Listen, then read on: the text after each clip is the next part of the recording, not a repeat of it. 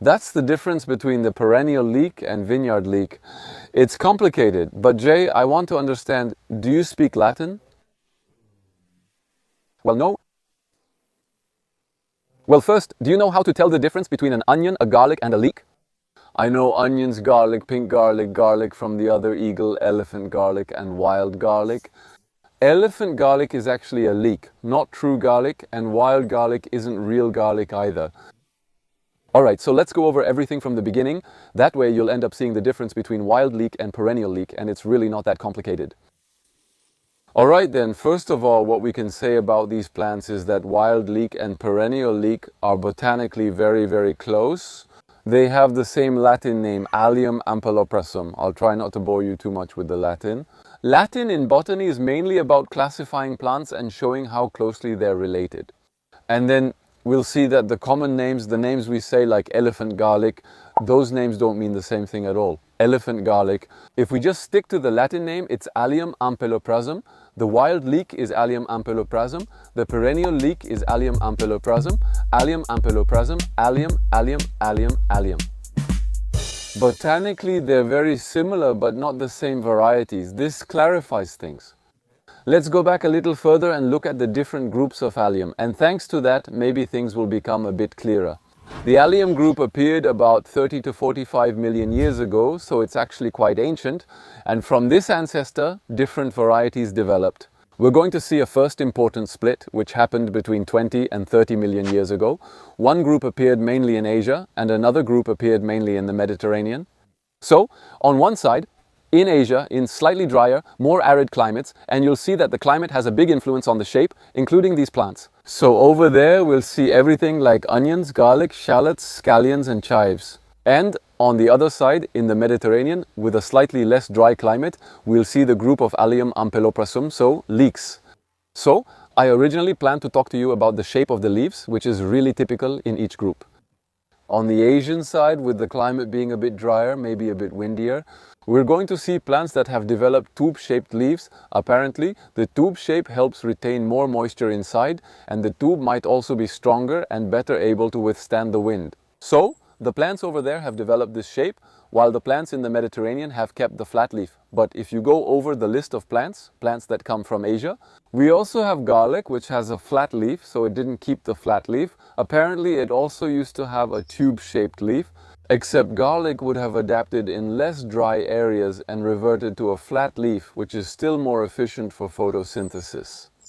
But it seems that if you cut a garlic leaf across, if you look at the vein, there would be a hollow left, which would be a remnant of that old tube.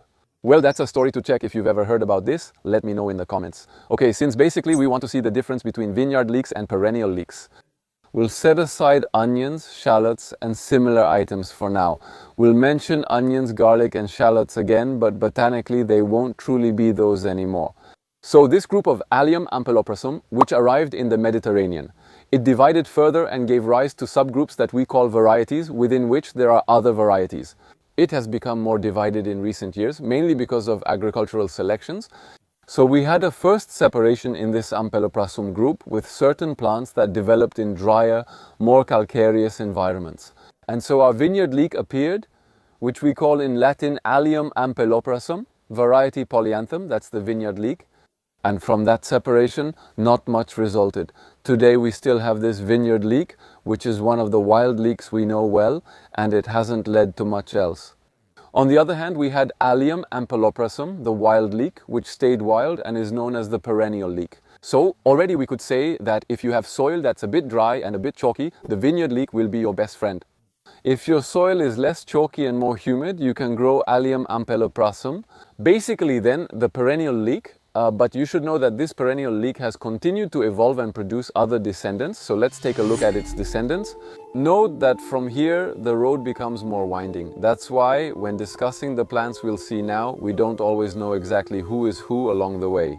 It will split into two different paths that are related to language. On one side, we'll look at botanical language. If we speak Latin, we stick with Allium ampelopressum, so leeks.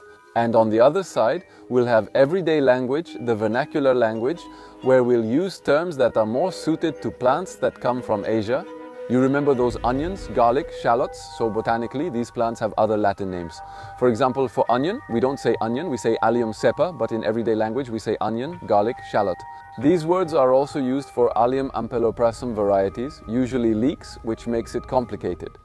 So I was saying that our wild leek, the perennial leek, so the original Allium ampeloprasum, has given rise to many descendants. The first one, very well known, and it doesn't complicate anything, is the cultivated leek, which is called in Latin Allium ampeloprasum var, porum, the leek. And among these cultivated leeks, we have many descendants from which we've created cultivated varieties, cultivars and varieties that you surely know. Bleu de Soleil, the 40-year-old leek, and the large long summer leek are all varieties of Allium ampeloprasum var. Porum, the cultivated leek. So, as I was saying, up to this point, it's not complicated, but on the other hand, this Allium ampeloprasum has produced other descendants, like for example, our elephant garlic. As for the Latin name, it will always be Allium ampeloprasum, the variety. What we see most often is almonds, but since in botany names often change, it could happen. Do you see it by another name? This will be interesting. It's about seeing the shape it has taken, since it has partly evolved to take a form that looks a lot like garlic, even though botanically, in any case, it doesn't belong to that group. So it's going to develop a head underground with cloves, just like garlic does. However, when it comes to the flower, it's going to have a flower that looks exactly like a leek flower. And it will never produce aerial bulbils on the flower, unlike some garlics that sometimes produce aerial bulbils. Underground, it will behave like most wild leeks, developing its head and cloves.